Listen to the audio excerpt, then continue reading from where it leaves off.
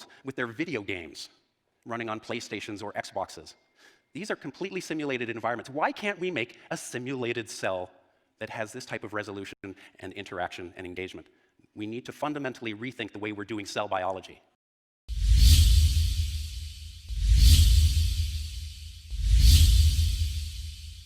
Darwinists assume creatures evolved through random mutations. This leads to another assumption that human DNA must be full of useless sequences. They call it junk DNA.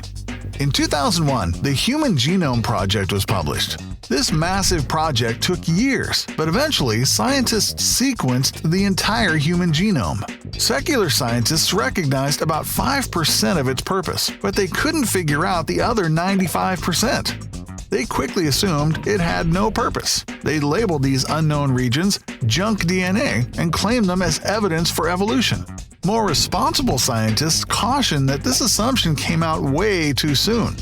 We should find out if it has a function before declaring that it doesn't. The secular project ENCODE was launched to do just that. And in 2012, its scores of researchers announced that at least 80% of the human genome is functional, and this percentage will likely go up. Other evolutionists objected, saying that these results must be wrong since they contradict Darwinism. No way should DNA have that much function. It should be full of useless junk. But the ENCODE results don't lie. Most of our genetics are not junk. They were coded with top-notch performance, just like we'd expect from an all-powerful designer.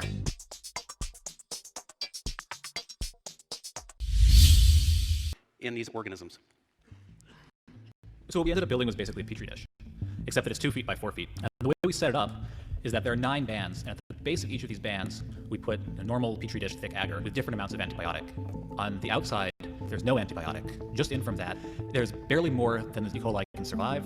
Inside of that, there's 10 times as much, 100 times, and then finally the middle band has 1,000 times as much antibiotic. And then across the top of it, porous and thin agar that bacteria can move around in. The background is black because there's ink in it, and the bacteria appear as white.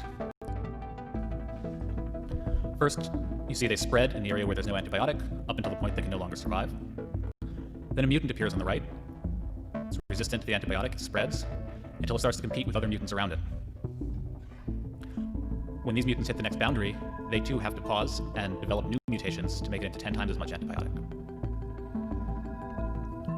And then you see the different mutants repeat this at 100.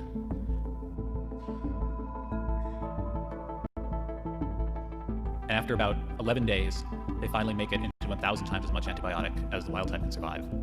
And so we can see by this process of accumulating successive mutations that bacteria, which are normally sensitive to an antibiotic, can evolve resistance to extremely high concentrations. Selectively kill cancer cells. There's a company in France I like called Eligo Biosciences that uses it to kill microbes. And we've also started. Now today I work with Autodesk.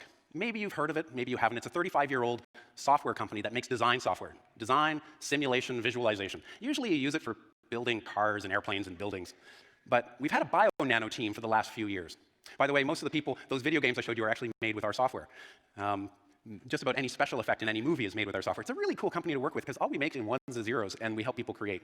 But we've been taking some of the things we've learned in industry blossom. CB Insights tallied them up a few weeks ago. Over 60 different companies working in every area you can imagine biology touching, food and 97% of our DNA was long considered as junk DNA with no special function. But in fact, parts of junk DNA contain overlooked treasures in understanding how our genome functions. They function as genetic switches that turn on and off genes. Wouter de Laat and his group study this part of our genome and how its shape influences its function. If you stretch all the DNA that is present in every tiny cell nucleus, it measures 2 meters. To better appreciate these impossible dimensions, if you add up all the DNA that you have in your head, it builds a wire that measures 10,000 times the distance from the Earth to the Moon. So clearly, folding must be amazingly complex. And the fascinating aspect is that there is a lot of function in the structure. Understanding this relationship between structure and function is what drives our